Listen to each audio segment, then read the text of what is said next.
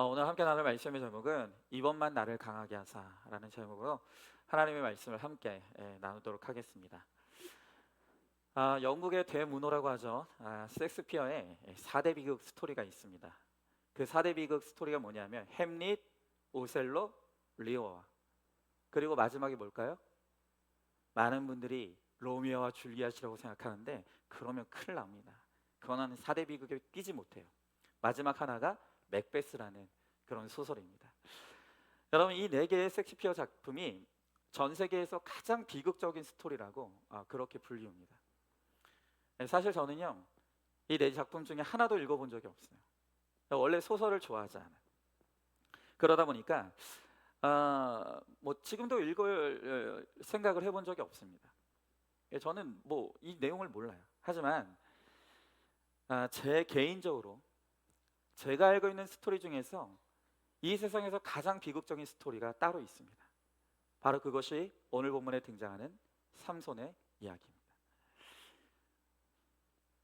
여러분, 이제 우리가 알다시피 삼손은 그 대단한 힘을 완전히 잃고 블레셋의 포로가 되었습니다. 그리고 두 눈을 삐피고 노쇠사대에 묶이고 이제 감옥 안에서 끊임없이 맷돌을 가는 그런 인생을 살아가는 것이죠. 여러분, 우리가 머릿속에 지금 그 삼손의 모습이 그려지죠. 너무 가슴 아파요. 너무 비극적인 장면이에요. 그런데 그나마 다행인 것은 무엇인가 하면 삼손의 마지막만큼은 최악이 아니라는 거예요. 하나님께서 삼손에게 마지막 한 번 더 강한 힘을 주셨습니다. 그래서 블레셋 원수들과 함께 최후를 맞이하는 것으로 삼손 이야기가 끝이 나는 것이죠. 여러분, 삼손은 이 마지막 순간에 하나님을 향해서 이번만 나를 강하게 해달라고 구합니다. 여러분, 하나님께서 우리에게 힘을 주시는 분이세요.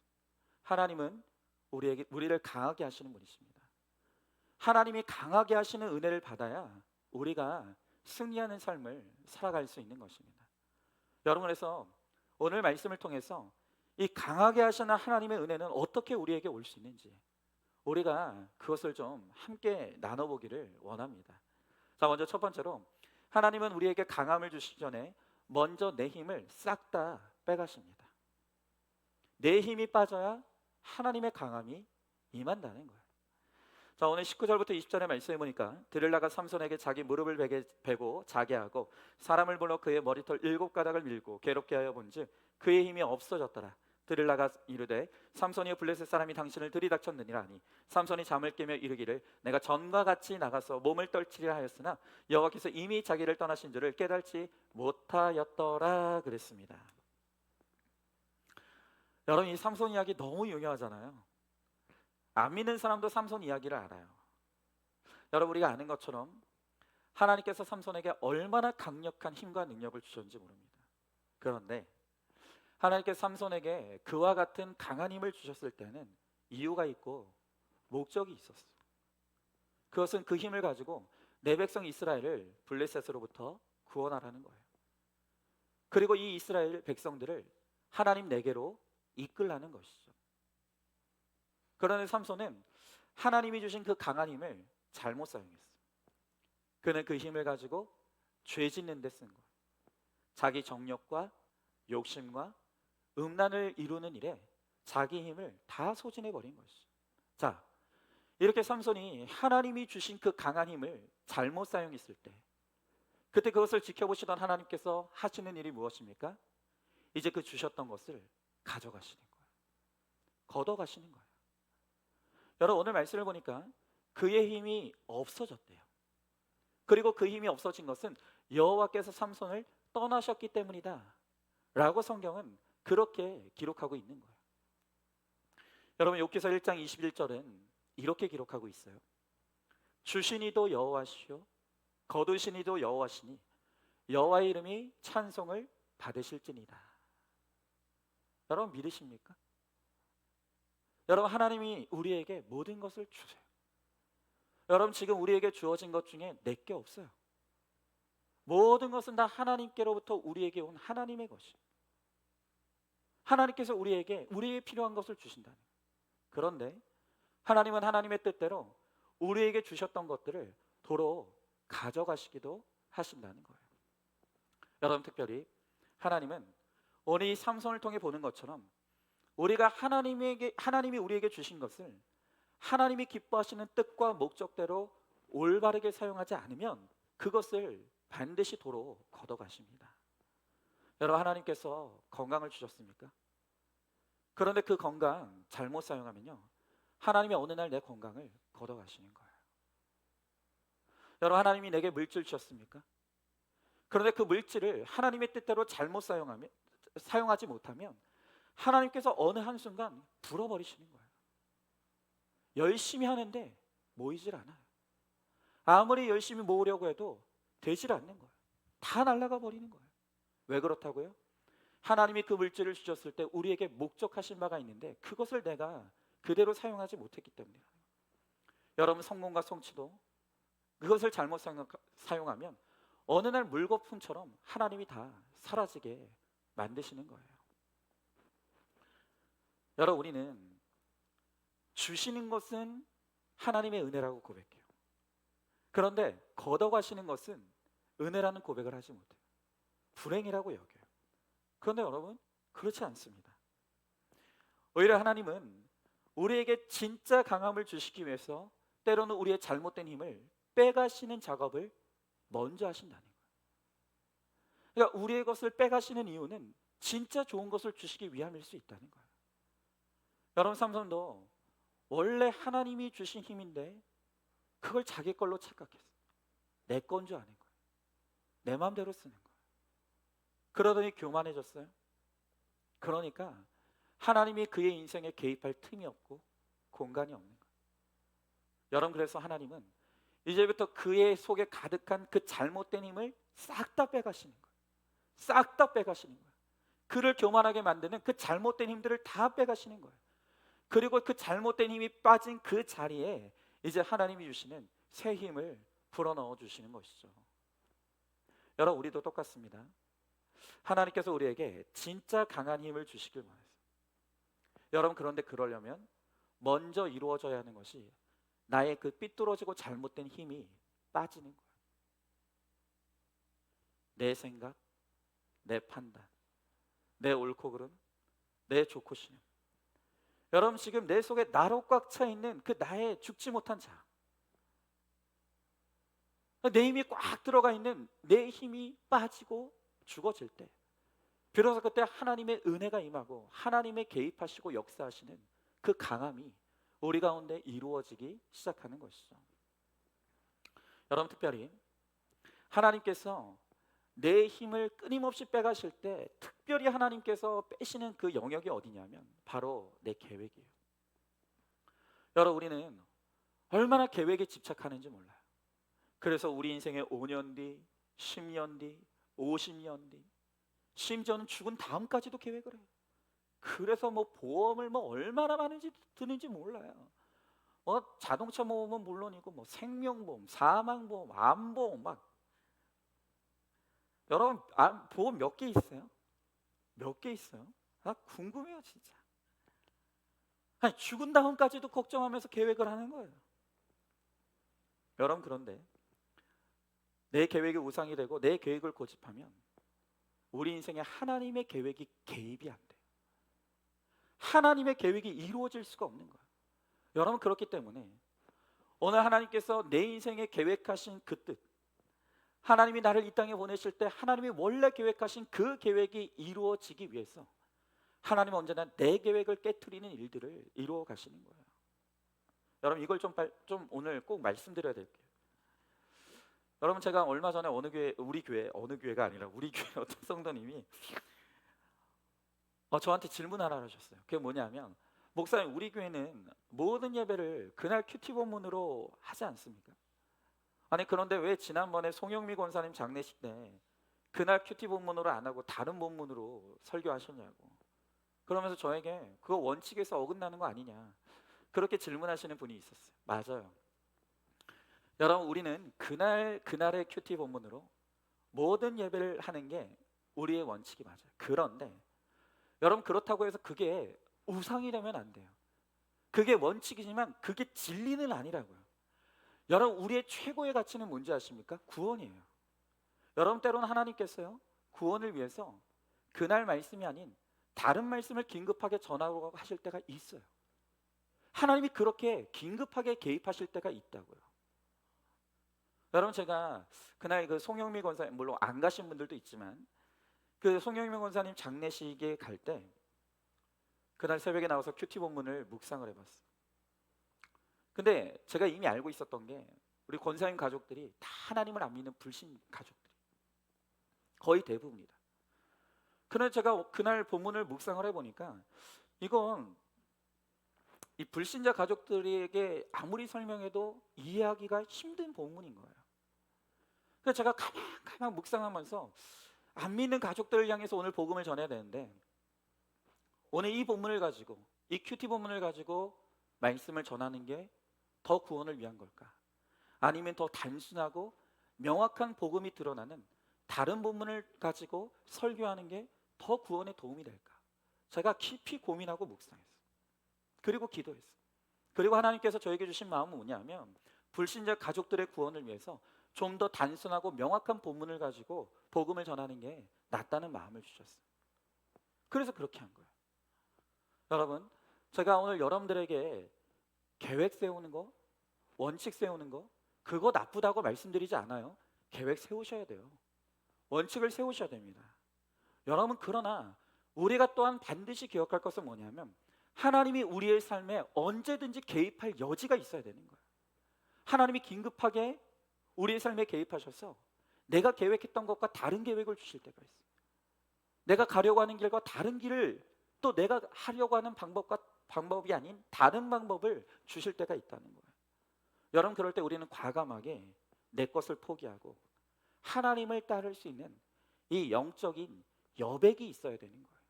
여백이. 나로 가득 차면 하나님이 개입하실 수가 없는 것이죠. 여러분, 저는요, 원래 이 타고난 기질 자체가 여백이 없는 사람이에요. 흔히 이제 외골수라고 하죠. 어떤 분들이 저한테 그래요. 목사님은 원로 목사님하고 똑같다. 한번 뭐를 이렇게 딱 하면은 그것만 그냥 막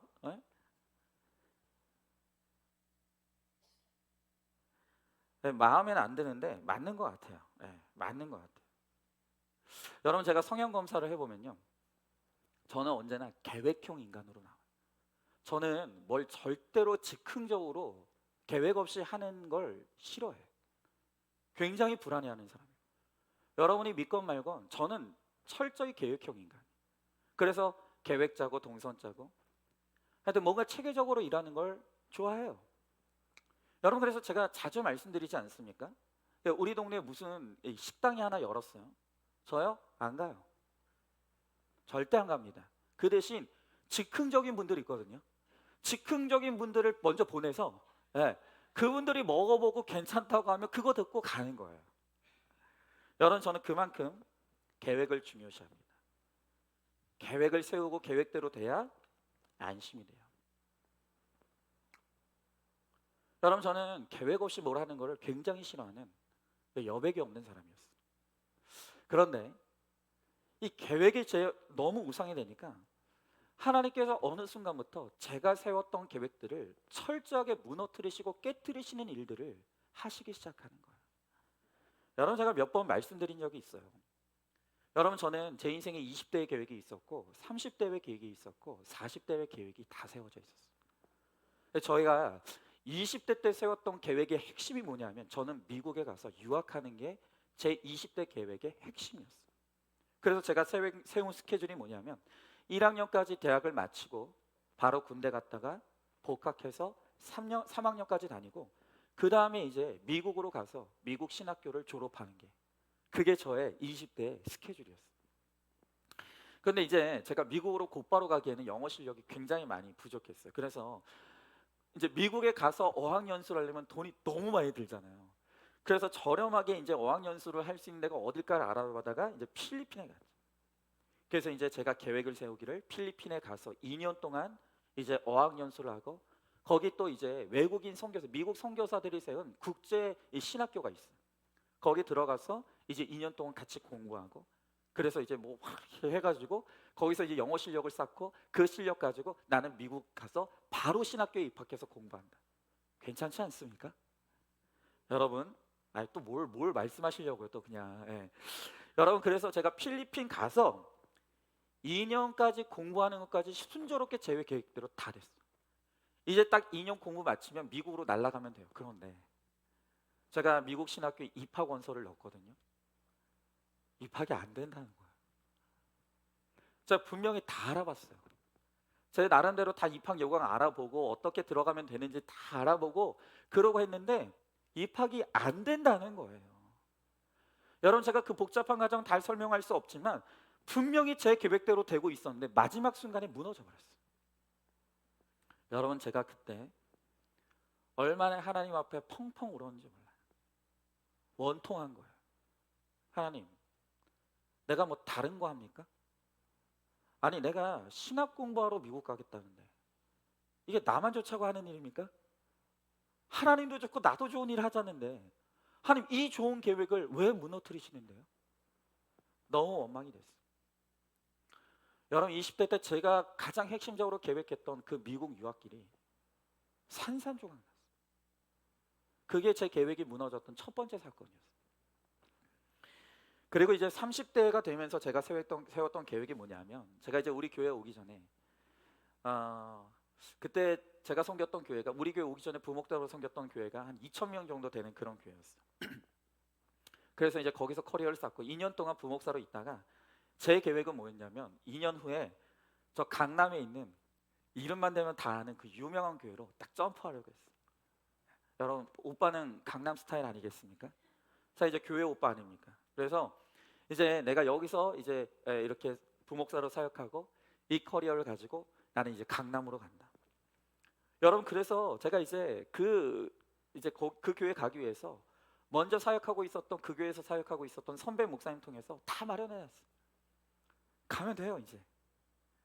이제 가려고 하는데 갑자기 원로 목사님 전화가 온 거야. 오라고. 얼마나 고뇌를 했는지 몰라요. 나는 강남 가야 되는데, 나는 강남에 진출해야 되는데, 그래서 이제 대형교회 목사가 되어야 되는데, 정말 이게 너무 갈등이 되는 거예요. 근데 하나님께서 모든 상황을 막 급속하게 만들어 가시더니 저의 계획을 무너뜨리시고 우리 안산중학교로 하나님께서 급선회하게 하신 거예요. 여러분, 그리고 이제 저에게 또 하나의 계획이 있었어요. 여러분, 저는 우리 안산중학교 올 때도 계획이 다 있었어요. 제가 우리 안산중학교에 올 때요 3년 계획을 세워놨어요. 내가 3년만 고생해서 이렇게 이제 내가 목회를 하고 이렇게 3년만 고생을 하면 내가 원하는 대로 우리 교회가 아름답게 성장할 것이다. 죄송해요. 3년 계획을 세워놨어요. 그런데 여러분, 그 계획이 우리 교회 오는 그날부터 철저하게 무너지기 시작해요. 하나님이 저를 고난의 불 가운데 집어넣으시더니 갑자기 한 번 들어본 적도 생각해 본 적도 없는 큐티 목회라는 걸 만나게 하시고 그 길로 막 저를 그냥 멱살 잡고 끌고 가시는 거예요. 여러분, 제가 그 전에요 우리들 교회요 김양재 목사님이요 큐티 목회요 들어본 적도 없어요.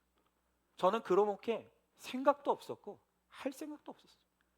저는 이미 다른 목회 계획이 철저하게 세워져 있었어요.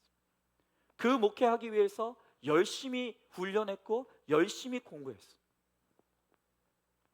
그런데 하나님께서 제 인생에 개입하셔서 저의 계획을 흔적도 없이 다 사라지게 만드시고 큐티 목회라고 하는 들어본 적도 가본 적도 없는 전혀 제 계획에는 전혀 없었던 새로운 길로 저를 막 이끌고 가시는 거예요. 여러분, 원래 저였다라고 한다면 상상도 할 수 없는 일이에요. 제가 늘 말씀드리잖아요. 아까도 말씀드렸죠. 동네 식당 하나조차도 제가 안 가본 데는 안 가는 사람이에요. 근데 하나님께서 제 계획을 무너뜨리시고 멱살 잡고 끌고 가시는데 이거 뭐 끌려갈 수밖에 없는 거예요. 근데 여러분, 지금에 와서 돌아보면 만약 그때 제가 제 계획을 고집했다면 어땠을까? 어떻게 해서든지 내 계획대로 하겠다고 고집 부렸으면 어떻게 됐을까? 여러분, 제 인생이 더 잘 됐을까요? 아니요. 절대 그럴 리 없습니다. 절대 그럴 리 없습니다. 하나님이 저의 그림을 망가뜨리시고 저의 계획을 완전히 무너뜨리시고 하나님이 계획한 길로 이끌어 주셨기 때문에 제가 그래도 오늘날 이만큼 목회하고 오늘 우리 사랑하는 성도님들을 만나서 이렇게 섬길 수 있게 된 것이죠.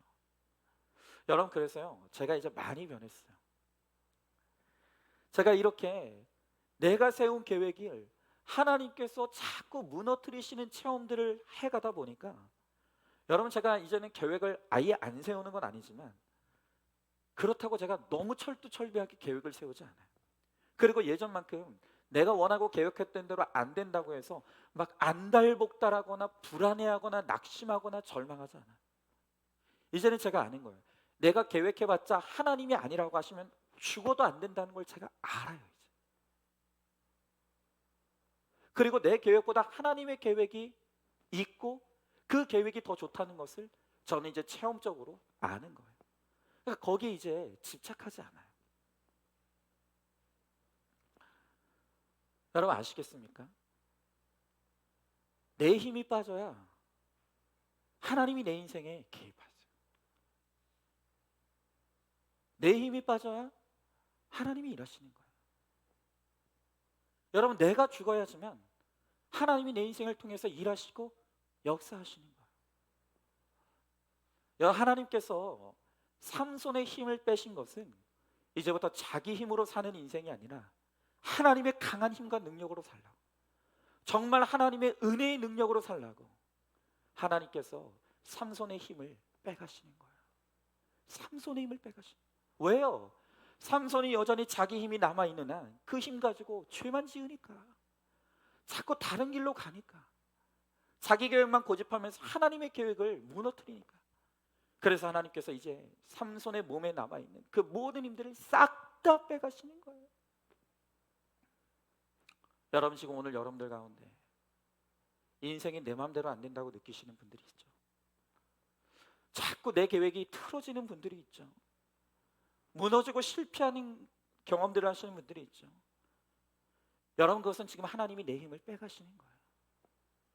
그리고 하나님이 내 힘을 빼시는 이유는 내 힘이 빠진 그 자리에 하나님의 은혜를 채우시기 위해서, 하나님의 힘을 채우시기 위해서, 그리고 내 인생을 통해서 하나님의 계획을 이루시기 위해서, 그래서 하나님은 나로 꽉 차 있는 내 안에 있는 것을 하나님께서 먼저 빼가시는 작업들을 지금 하나님께서 우리 가운데 이루시는 것입니다.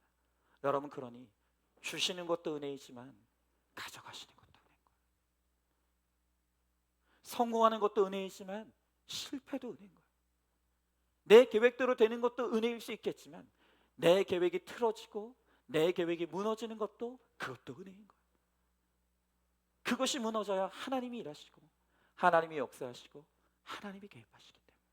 여러분, 그러므로 정말 오늘 우리 인생 가운데 정말 되는 것이 없다고 느껴지는, 오늘 내 모든 것이 무너지는 것 같은 그러한 순간에 그것이 하나님이 개입하시는 것, 내 힘이 빠지는 자리에 하나님의 진짜 은혜가 임하게 하시려는 하나님의 계획과 뜻이 있음을 믿고 오늘도 그 은혜 가운데 정말 그 은혜를 사모하고, 하나님, 내 힘이 아닌 진짜 하나님의 은혜임으로, 하나님의 능력으로 하나님의 계획하심을 이루는 삶이 될 수 있는 그런 우리의 삶이 되기를 간절히 소망하고 그 은혜를 누리는 저와 여러분 우리 모두가 될 수 있기를 주님의 이름으로 축원합니다. 오늘 이 시간 이 말씀 붙들고 우리 먼저 오늘 함께 기도하기 원합니다. 여러분, 여전히 지금 나로 꽉 차 있지 않습니까? 내 고집, 내 혈기, 내 생각, 내 옳고 그름, 내 계획과 판단, 오늘 그것이 우상이 되고 그것으로 꽉 차 있게 오늘 하나님이 내 인생에 개입하지 못하시고 하나님이 내 인생에 역사하실 수 없다고 말씀하십니다. 그렇기 때문에 오늘 하나님께서 내 힘을 빼가시는 작업들을 하신다고 말씀하십니다. 내가 무너지고 내가 실패하고 내 계획대로 안 되는 그 모든 것을 통해서 하나님이 내 몸에 힘을 빼가시고 내 힘이 빠진 그 자리에 하나님의 은혜가 임하고 하나님의 능력이 임하고 하나님의 계획이 성취되는 하나님의 역사를 이루시겠다고 오늘 우리 가운데 약속해 주시는 것입니다. 자, 두 번째로, 내 힘이 빠지면 이제 주님이 다시 강하게 해주십니다. 자, 오늘 21절부터 22절 말씀해 보니까 블레셋 사람들이 그를 붙잡아 그의 눈을 빼고 끌고 가사에 내려가 노줄로 매고 그에게 옥에서 맷돌을 돌리게 하였더라. 그의 머리털이 밀린 후에 다시 자라기 시작하니라 그랬습니다. 여러분, 저는요 오늘 말씀을 깊이 묵상하면서 가장 흥미로운 구절이 있었어요. 누가 저게 오늘 본문에서 가장 흥미로운 구절이 어디냐고 묻는다면, 여러분, 저는 주저없이 오늘 본문 22절을 꼽을 것 같아요. 자, 22절을 다시 읽어보니까 그의 머리털이 밀린 후에 다시 자라기 시작하니라 그랬어요. 여러분, 그의 밀리었던 머리털이 다시 자라기 시작했다는 것은 하나님의 능력이 다시 그에게 임하기 시작했다는 것을 상징적으로 보여주는 표현인 것이죠. 자, 그런데 그 다시 머리카락이 자라나기 시작했다는 그 말씀이 언제 등장합니까? 여러분, 바로 앞에 21절을 보세요. 자, 21절 말씀 다시 읽어보니까 블레셋 사람들이 그를 붙잡아 그의 눈을 빼고 끌고 가사에 내려가 놋줄로 매고 그에게 옥에서 맷돌을 돌리게 하였더라 그랬어요. 여러분, 하나님의 능력이 언제 다시 삼손에게 임하였다고요? 삼손의 인생에서 가장 절망적인 순간이에요. 두 눈이 뽑히고 노셋을에 매이고 감옥에 갇혀서 맷돌을 돌리는, 아무리 봐도 아무 소망이 없고 아무리 봐도 방법이 없고 아무리 봐도 이제는 끝난 것 같다고 생각하는 바로 그 상황에서 머리털이 다시 자라기 시작했다는 오늘 그 말씀이 나오는 거예요. 여러분, 그렇죠? 우리 인생에도 정말로 이제는 내 인생이 더 이상은 떨어질 수 없다고 생각하는, 정말 우리 인생이 밑바닥에 추락하는 것 같은 가장 절망적이고 가장 낙심하고 가장 아픈 상황을 여러분, 우리도 우리 인생에서 만날 때가 있어요. 정말 이제는 더 힘이 없는 것 같아요. 방법도 없는 것 같아요. 이제는 내 인생에 길이 없는 것 같고 이제는 내 인생이 끝난 것 같아요. 오늘 이 삼손처럼 감옥에서 맷돌만 평생 돌리다가 내 인생이 이대로 끝날 것 같은 그런 두려운 시간들이 우리에게 찾아온다는 거예요. 그런데 분명한 것은 우리 모두가 다 그런 인생의 밑바닥을 경험해요. 다 그런 순간을 맞이해요.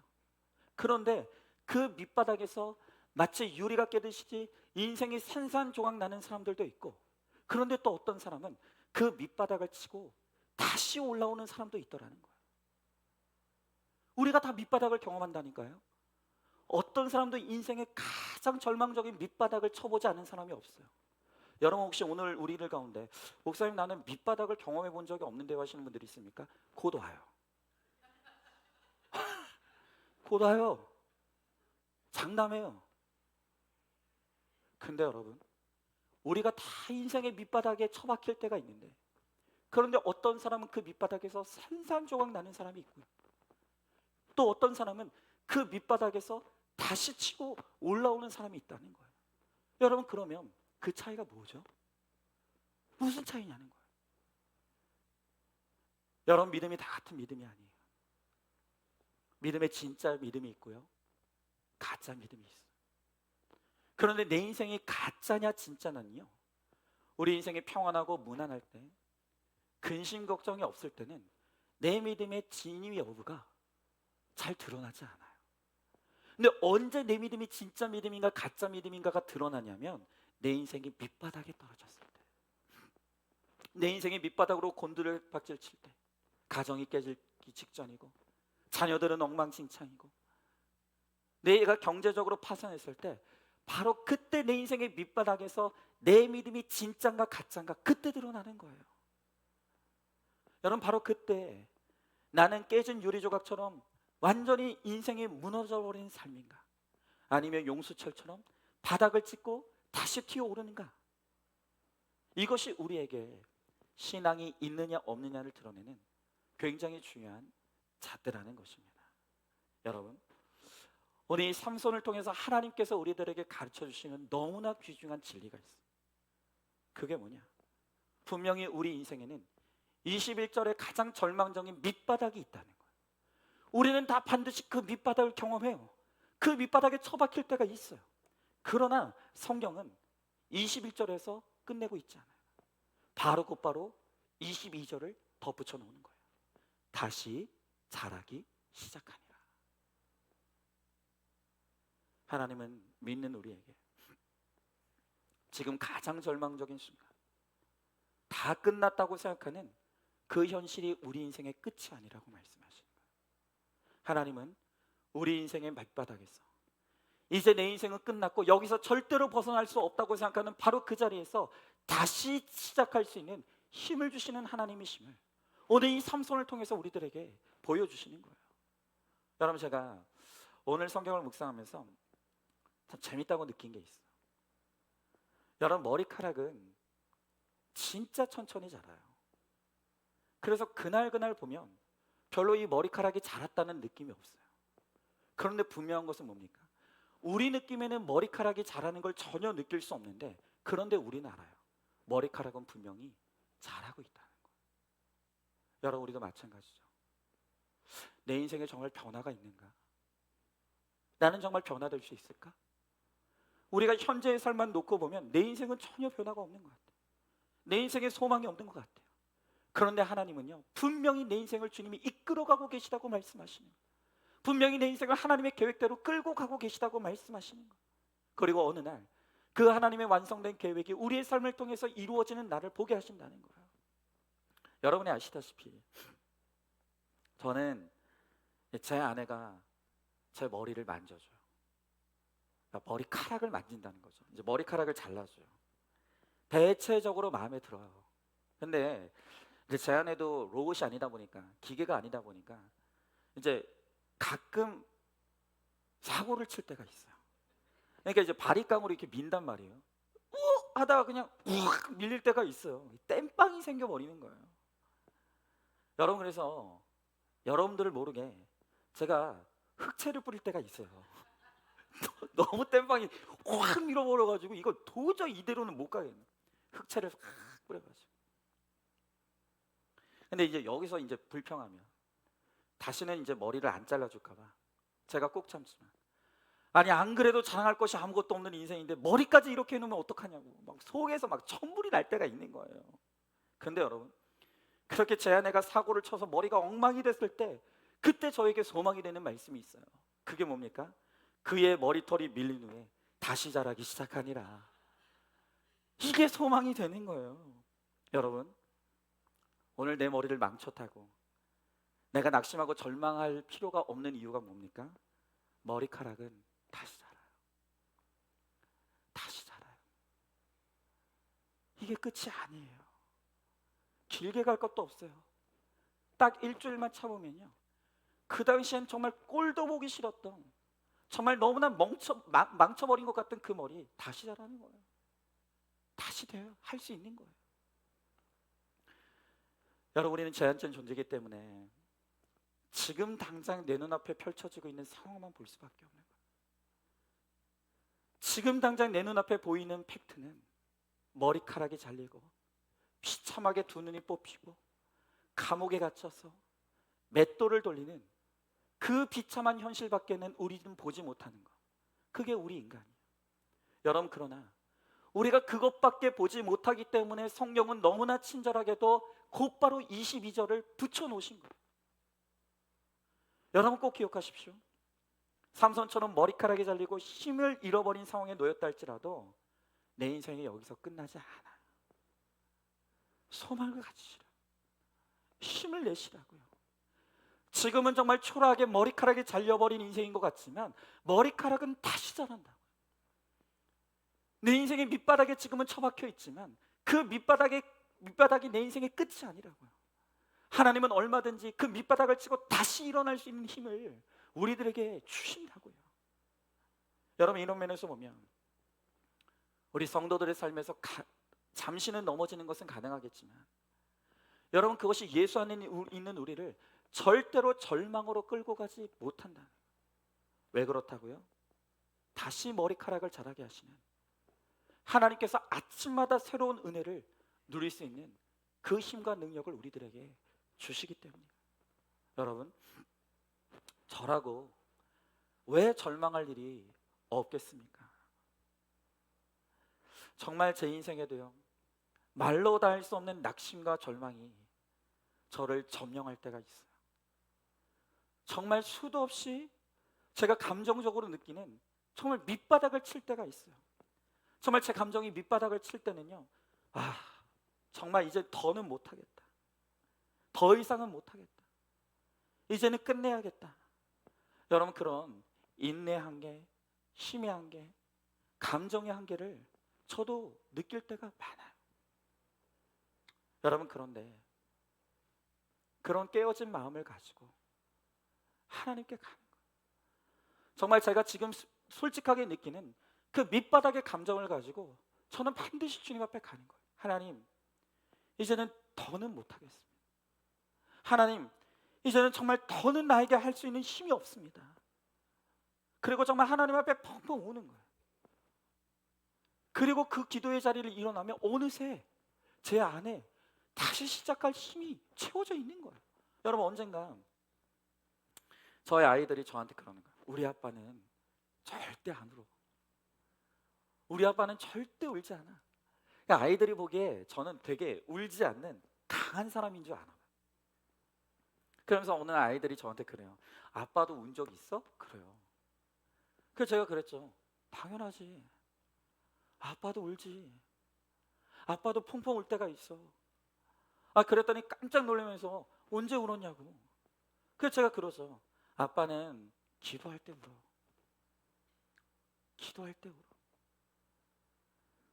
여러분, 제가 이제 기도할 때 우리 찬양 소리를 크게 틀잖아요. 너무 크면 말씀해 주세요. 이게 참 적당한 선을 조절하는 게 너무 힘들어요. 근데 여러분, 왜 기도할 때 찬양 소리를 크게 하는지 아십니까? 울고 싶은데 남이 들을까 봐 못 우시는 분들이 있어요. 정말 통곡하고 싶고 비명 소리를 지르고 싶은데 남이 들을까 봐 못 하시는 분들이 있더라고요. 그래서 남의 눈치 보지 말라고, 그 음악 소리에 파묻혀서 마음껏 좀 하나님 앞에 우시라고, 마음껏 비명 지르시고 나의 밑바닥 감정을 하나님 앞에 싹싹 긁어서 마음껏 하나님 앞에 토해내라고. 여러분, 그래서 음악 소리를 크게 틀어놓는 거예요. 여러분, 제가 어디서 울겠어요? 제가 아이들한테 물었어요. 얘들아, 아빠가 너네들 앞에서 울면 어떨 것 같아? 그랬더니 우리 아이들이 뭐라는 줄 아세요? 싫대요.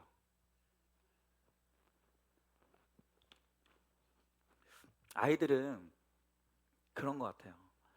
우리 아빠는 강한 사람이야 라고 하는 그게 아이들에게 주는 안정감이 있는 것 같아요. 그래서 운전을 해도요, 우리 집사람이 운전을 하잖아요. 애들이 긴장을, 잠을 안 자요. 불안한 거야. 근데 제가 운전하면요, 애들이 자요. 그러니까 제가 아이들한테 물었어요. 얘들아, 아빠가 너희들 앞에서 울면 어떨 것 같아? 싫대요. 그런 거 보고 싶지 않대요. 그러니까 여러분, 마음껏 울 수 없어요. 울고 싶어도 울지 못할 때가 있어요. 제가 어디서 울겠어요? 근데 여러분, 하나님 앞에서는 마음껏 울 수 있어요. 저의 그 밑바닥의 상한 감정, 깨진 심령을 가지고 하나님 앞에 정직히 나가서, 하나님, 저 못하겠어요. 저 진짜 이제는 못하겠어요. 저 이제 끝인 것 같아요.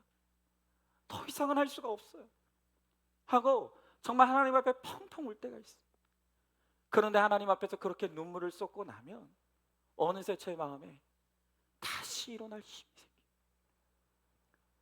다시 일어날 수 있는 힘이 자라나 있는 거예요. 여러분, 또 그 밑바닥 감정을 가지고 말씀 앞으로 가죠. 하나님, 뭐라도 좀 저한테 말씀해 주세요. 하나님, 저에게 말씀해 주지 않으시면 제가 버틸 수가 없습니다. 그리고 하나님 앞에 간절한 마음으로 완전히 힘이 소진된 그 심령을 가지고 주님 앞에 가면 때로는 하나님께서 저를 위로해 주시고, 때로는 여기에 너의 죄가 있어, 정말 이 사건이 일어날 수밖에 없는 저의 죄를 또 보게 하시고 회개하게 하시고, 그러면 어느새 또 제가 다시 일어날 수 있는 힘이 자라 있는 거죠. 여러분, 그 힘 가지고 하루하루 버티며 살아가요. 저도 그 힘이 없으면, 다시 자라게 하시는 그 하나님이 없으면 저 진작에 포기했어요. 저 진작에 무너졌을 거예요. 그런데 다시 일어서게 하시는 그 하나님, 그 밑바닥을 치고 올라가게 하시는 그 하나님의 은혜의 힘이 날마다 제 안에 있기 때문에 그 힘으로 다시 일어나고 다시 일어나면서 오늘도 그렇게 가는 것이죠. 여러분, 최근에 우리 임종사님께서 기억력에 문제가 생겼죠. 하나님의 기억력을 걷어가셨어요. 말씀드렸죠? 주시는 분도 하나님이시고 걷어가시는 분도 하나님이세요. 하나님이 그 기억력을 걷어가실 때는 이유가 있어요. 분명히 뭔가 채워주실 또 다른 은혜가 있는 거예요. 더 하나님께 가까이 가라고, 더 하나님 의지하라고, 하나님을 더 기억하라고. 하나님께서 또 잃어버리는 사건을 주시는 거예요. 여러분, 밑바닥으로 떨어졌을 때 그때 바로 믿음이 필요한 거예요. 어떤 믿음이요? 내 그 밑바닥에서 하나님은 다시 일어날 힘을 주신다. 이제는 더 이상 힘이 남아있지 않은 내 인생이지만 그 밑바닥에서 주님 바라보면 주님이 다시 일어난 힘을 자라게 해주시는 거예요. 나에게 소망을 자라게 하시는 거예요. 나에게 능력이 자라게 하시는 거예요. 바로 그 힘을 공급받을 때 우리가 강한 자가 되어줄 수 있는 거예요. 여러분, 그러므로 내 인생이 지금 밑바닥이라고 여기십니까? 바로 그 자리가 하나님의 은혜가 임하는 자리예요. 하나님의 능력이 임하는 자리예요. 다시 자라게 하시는 하나님의 그 은혜가 우리 가운데 임하는 자리인 거예요.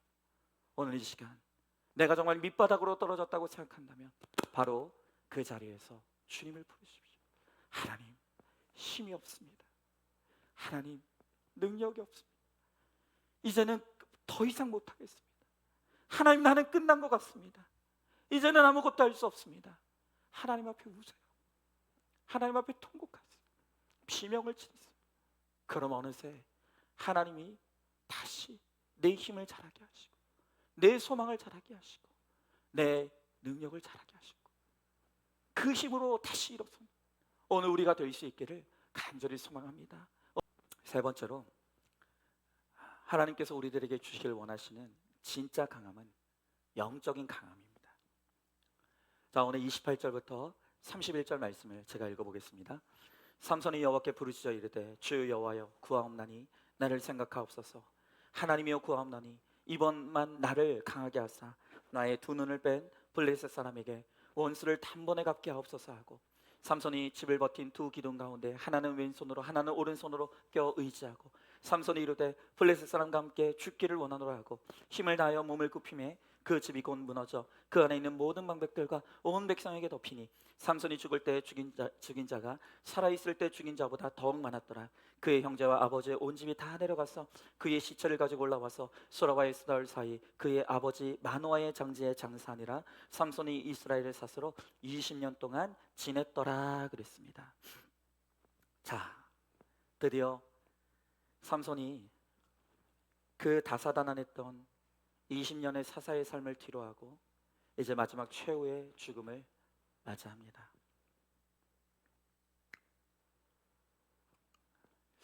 여러분, 그래도 이 삼손의 마지막 최후가 이 비극이 아닌 것은 그가 이번만 나를 강하게 해달라고 하나님 앞에 기도했고, 근데 하나님께서 다시 한번 그에게 힘을 불어넣어 주실 때 그가 마지막으로 그 힘을 올바르게 사용하고 죽음을 맞이하는 것이죠.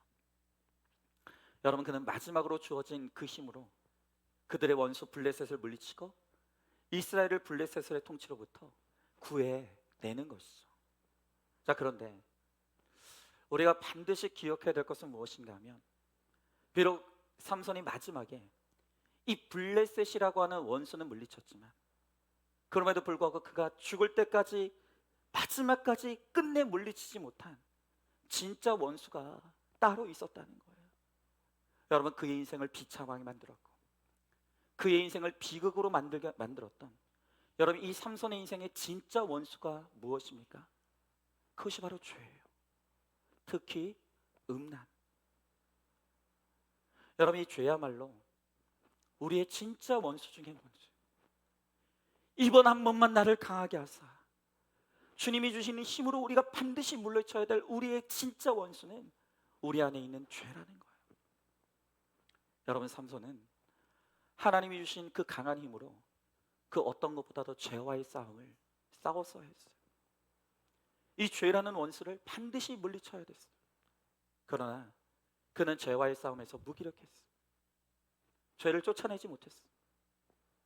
그랬을 때 그 죄가 결국에는 삼손의 인생을 이토록 비참하게 만들어버리는 거예요. 여러분, 만약에 여러분도 오늘 이 삼손처럼 이번만 나를 강하게 해달라고, 만약에 여러분들에게 딱 하나의 능력만 구한다면, 정말 하나님께서 여러분들에게 딱 하나의 능력만 주신다라고 한다면, 여러분들은 어떤 능력을 얻고 싶으십니까? 돈 버는 능력 얻고 싶지 않으십니까? 여러분, 이번 한 번만 새로운 남자, 새로운 여자와 연애할 수 있는 그런 능력을 한번 얻고 싶지 않으십니까? 여러분, 어떤 능력을 얻고 싶으세요? 근데 하나님께서 우리들에게, 정말로 우리들에게 주시길 원하시는 그 진정한 강함은 바로 영적 강함이라는 거예요. 하나님이 주시는 그 영적인 힘을 가지고 죄와 치열하게 싸우고 마침내 그 죄를 싸워 승리하고 우리가 거룩해지기를 원하신다는 거예요. 근데 오늘 우리 인생의 슬픔이 뭐예요? 우리에게 힘이 없어요. 영적인 힘이 없어요. 지금 우리에게 영적인 힘이 너무 딸리는 거예요. 여러분, 가만히 보면요, 진짜 우리에게 육적인 힘은요 충만해요. 얼마나 힘이 넘치는지 몰라요. 여러분, 우리가 돈 벌러 나갈 때는요 벌떡벌떡 일어나요. 그냥 가는 거예요. 아파도 가요. 눈이 와도 가요. 비가 와도 가요. 여러분, 지금 진짜 몇 도예요? 진짜 우리 성도님들 생각하면, 야, 이 땡볕 때 진짜 어떡하냐. 근데 놀라운 게 뭔지 아십니까? 나가요. 가는 거예요. 돈 벌러 나갈 때는 힘이 있어요. 놀러 갈 때 힘이 있어요.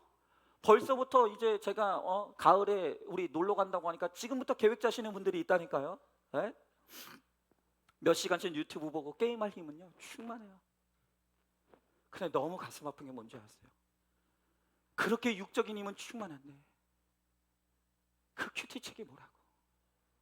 그 큐티책을 펴고 말씀을 묵상할 힘이 없어요. 기도의 자리에 나와서 엎드려 기도할 힘이 없는 거예요. 여러분, 예수님께서 겟세마네 동산에서 그 땀방울이 핏방울이 되도록 그 간절히 기도할 때 잠들어 있는 제자들 향해서 뭐라고 말씀하십니까? 너희가 한 시간도 깨어 있을 수 없더냐? 고작 한 시간도 깨어 있을 수 없더냐? 여러분, 정말 이상하지 않아요?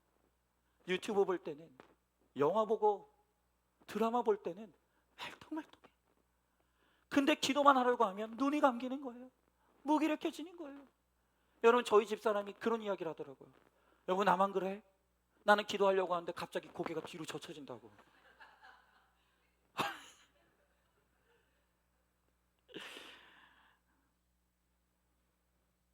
우리에게 용서할 힘이 없어요.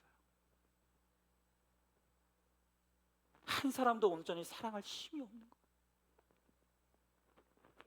하나님의 뜻대로 순종할 힘이 너무 딸리는 거예요. 여러분, 오늘 이 시간 우리도 이 삼손처럼 간절한 마음으로, 하나님, 이번만 나를 강하게 해달라고, 이번만 나를 강하게 해달라고 우리가 기도해야 되는 거예요. 그리고 하나님이 주시는 그 힘으로 우리가 반드시 해야 될 일이 뭡니까? 반드시 죄를 끊어내야 되는 거예요. 이번 한 번만 나를 강하게 하사 죄를 끊어낸다. 이번 한 번만 나를 강하게 하사 그 힘으로 말씀을 펴야 되는 거예요. 이번 한 번만 나를 강하게 하사 그 힘으로 기도해야 되는 거예요. 이번 한 번만 나를 강하게 하사 그 힘으로 용서해야 되고, 이번 한 번만 나를 강하게 하사 그 힘으로 사랑해야 되는 거예요. 순종해내야 되는 거예요. 여러분, 하나님께서 우리들에게 주신 것은 무한정한 게 없어요. 모든 게 다 제한되어 있어요. 우리에게 주신 시간도 제한되어 있어요. 나의 젊음도 제한되어 있어요. 우리의 건강도 제한되어 있습니다. 여러분, 그렇기 때문에 오늘 하나님께서 나에게 주신 그 제한된 것을 우리는 올바른 것에 집중해서 잘 써야 되는 거예요. 함부로 쓰면 안 되는 거예요. 낭비하면 안 되는 거예요. 여러분, 이 삼손의 가장 큰 잘못이 무엇입니까? 하나님께서 그토록 강한 힘을 주셨는데 그 힘을 올바른 것에 집중해서 쓰지 못했어요. 죄 짓는 일에 집중하다가 그 소중한 시간도, 그 소중한 힘도, 재능도 다 낭비해버린 거예요. 그러니 여러분, 이 삼손이 하나님 앞에 갔을 때 도대체 무슨 낯으로 하나님 앞에 서겠냐고요. 여러분, 제가 삼손을 보면서 제일 두려운 게 바로 이 부분이에요. 여러분, 이제 제 나이가 만으로 45이에요. 근데 많은 분들의 이야기를 들어보면 정말 사람이 가장 성숙하고 가장 완숙하게 그리고 건강하게 정말 일할 수 있는 때가 40대에서 60대 이 사이라는 거예요. 여러분, 벌써 20대는 힘은 충만한데 성숙하지 않아요. 그냥 막 그냥 사고 치는 거예요. 30대도 아직 덜 익었어요. 그런데 이제 40대부터 60대 딱 이 시기가 가장 성숙하면서도 가장 안정적이면서도 가장 건강하게 그렇게 일할 수 있는 나이라는 거예요. 여러분, 그런데 그렇게 치면 이제 저에게 남아있는 가장 성숙하게 일할 수 있는 나이가 이제 딱 15년 남았어요. 딱 15년 남았어요. 근데 이 소중한 이 시간, 다시는 돌아오지 않을 지금 이 짧은 이 시간을 여러분, 제가 자칫 잘못해서 죄에 빠져들면 이 중요한 시기를 죄에 낭비하고 하나님 앞에 징계받고 고생만 하다가 다 허비해버리는 거. 여러분, 실제로 과거에 정말로 귀하게 쓰임받았던 목사님들 가운데 정말 죄로 비참하게 쓰러진 목사님들을 가만히 보면 다 그 쓰러진 시기가 40대와 50대 여기에 다 집중돼 있어요. 여기서 다 이 구간에서 다 쓰러져 버리는 거예요. 그래서 제가 너무 두려운 거예요. 여러분, 이렇게 강한 힘을 가졌던 삼손이 이 거목이 죄에 그냥 쓰러져 버리는 거죠. 그러니까 여러분, 지금 저에게 가장 큰 과제는 뭔가 하면 저에게 주어진 이 소중한 시간, 이제 정말 조금 있으면 그냥 흘러. 여러분, 제가 우리 교회에 36에 왔어요. 벌써 9년이라는 시간이 그냥 갔어요. 그러니까 여러분, 저에게 주어진 이 60대, 이제 60 지나고 나면 이제는 이제 제 사역을 정리해야 될 때지 뭔가 새롭게 할 수 있는 때가 아니에요. 그러니까 지금 이 40대부터 60대 이제 저는 45이니까 이제 이 15년 이 남은 이 시간 진짜 잘 써야 되는데, 그러니까 저의 과제는 저에게 주어진 이 가장 소중한 황금 같은 시간, 이 시간과 건강, 이 힘을 내가 어디에 쓰느냐, 이게 제 남은 인생 전체를 좌우하는 너무나 중요한 시기인 거예요. 그리고 정말 이 소중한 시간을, 얼마 안 되는 이 황금 같은 시간을 정말 값지게 잘 사용하려면 제가 무엇보다도 이 죄와의 싸움을 진짜 잘 싸워내야 되는 거예요. 여러분, 이 영적인 싸움에서 승리하는가 패배하는가, 여러분, 여기에 제 인생의 전체가 걸려있는 거예요. 여러분, 그러니까 정말 제가 이번 한 번만 나를 강하게 하사 그 힘으로 치열하게 싸워야 될 것은 제 안의 죄와의 싸움이에요. 물질 욕심과 싸워야 돼요. 야만과 싸워야 되는 거예요. 그리고 음란과 싸워야 되는 거예요. 여기서 반드시 승리해야 돼요. 그래야 저에게 주어진 이 황금 같은 시간을 허비하고 낭비하지 않고 소중하게 잘, 하나님이 기뻐하시는 뜻대로 잘 사용하다 제가 그렇게 하나님 앞에 부름받을 수 있는 것이죠. 여러분, 오늘 여러분들 그렇지 않습니까? 정말 우리가 가장 귀하고 값지게 쓰임받을 수 있는 시간이 40부터 60이라고 한다면 여러분, 얼마나 지금 남으셨어요? 여러분, 지금 얼마나 남으셨죠? 어떤 분들은 목사님, 나는 이미 지났는데요. 괜찮아요. 그래도 그대로 또 쓰임 받으시면 되는 거예요. 아마 여러분들이 저를 보면서 그런 분들이 있을 거예요. 좋을 때다. 왜 그렇게 웃으세요? 좋을 때다. 나도 그때가 있었는데. 근데 여러분, 눈 한 번 깜빡해 보니까 50대 돼버렸네, 60대 돼버렸어, 70대 돼버렸어. 시간이 많지 않아요. 지금 내 건강이, 하나님이 주신 내 건강이 점점 소진되고 있어요. 하나님이 주신 그 귀중한 시간이 줄어들고 있어요. 하나님이 내게 허락하신 그 지혜, 그 지식, 능력들이 점점 소진되어 가고 있다는 거예요. 여러분, 지금이라도 우리 낭비하면 안 돼요. 헛된데 우리 인생을 낭비하면 안 돼요. 오늘 정말 하나님이 기뻐하시는 뜻을 따라 나에게 남은 시간, 남은 힘, 남은 능력을 집중해서 사용해야 되는 거예요. 이번 한 번만 나를 강하게 하사, 이번만 나를 강하게 하사. 그 힘으로 여러분 힘을 내서 말씀을 비십시오. 힘을 내서 기도하십시오. 힘을 내서 사랑하시고, 힘을 내서 용서하시고, 힘을 내서 주를 위해 헌신하십시오. 여러분, 이 소중한 것을 우리가 다른 사람 미워하고 정죄하며 쓰기에는 너무 아까운 거 아닙니까? 여러분, 저는요 정말 안간힘을 다해서 사랑할 거예요. 있는 힘을 다해서 하나님이 주시는 힘으로 저는 사랑해낼 거예요. 미워하다가 인생 끝내기에는 인생이 너무나 소중한 거예요. 여러분, 우리도 하나님 앞에 설 날이 곧 옵니다. 그때 정말 우리 삼손처럼 부끄러운 모습으로 서지 않죠. 부끄러운 구원을 받지 마시자고요. 이번만 나를 강하게 하자. 이번만 나를 강하게 하자. 여러분, 그 힘으로 여러분 무엇을 해야 되겠습니까? 오늘 하나님께서 그 힘을 주시면 하나님께서 그 힘으로 나에게 무엇을 요구하신다고 생각하십니까?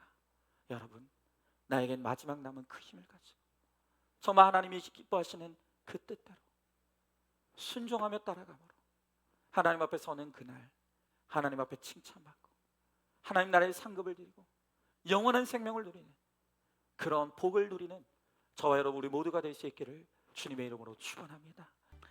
하나님 아버지, 오늘도 이 말씀이 있는 예배 자리로 우리를 불러주시고 오늘도 그 말씀 붙들고 기도할 수 있게 은혜를 베풀어 주심을 감사드립니다. 하나님 아버지, 오늘 삼손이 인생의 밑바닥에서 부르짖어 간구합니다. 이번만 나를 강하게 하여 주시옵소서. 이번만 나를 강하게 하여 주시옵소서. 하나님, 이제까지 우리가 내 고집대로 살고 내 판단대로 살고 내 혈기대로 살고 내 계획대로 사느라 또 내 정욕과 욕심을 따라 사느라 하나님, 정말 우리가 잡은 것이 아무것도 없는 너무나 허비하고 낭비만 한 인생을 사느라 오늘 우리가 여기까지 왔습니다. 주님, 우리가 주를 위해서 한 것이 아무것도 없습니다. 그러나 이번 한 번만 우리에게 기회를 주시고 이번만 우리를 강하게 하여 주셔서 하나님, 이제 아직 남아있는 우리의 시간, 아직 우리에게 남아있는 이 건강, 아직 남아있는 이 힘을 가지고 이제는 정말 주님을 기쁘시게 하는데 하나님, 우리가 쓰임받게 하여 주시옵시고 힘을 내어 말씀을 펴게 하시고 힘을 내어 기도할 수 있게 하시며 힘을 내어 사랑할 수 있게 하시고 힘을 내어 용서하게 하시며 힘을 내어 순종할 수 있도록 주님 우리 가운데 함께하여 주시옵소서.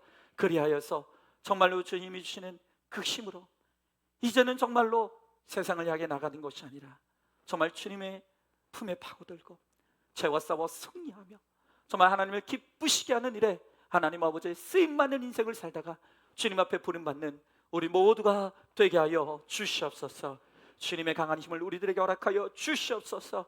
능력을 허락하여 주시옵소서. 지혜를 허락하여 주시옵소서. 그리하여서 정말로 주님 앞에 쓰임받는 인생으로 살다가 하나님 반드시 주님께로 돌아갈 수 있도록 주여 우리 가운데 함께하여 주시옵소서. 주님께서 반드시 그렇게 하여 주실 줄 믿사오며 사랑에 많으신 우리 예수님 이름 받들어 기도 드리옵나이다. 아멘. 이제는 우리 예수 그리스도의 은혜와 하나님의 사랑과 성령의 교통하심이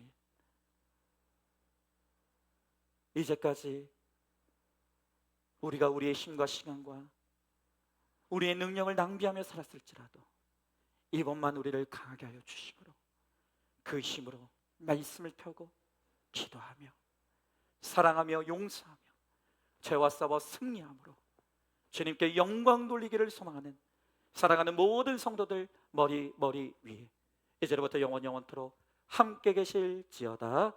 아멘.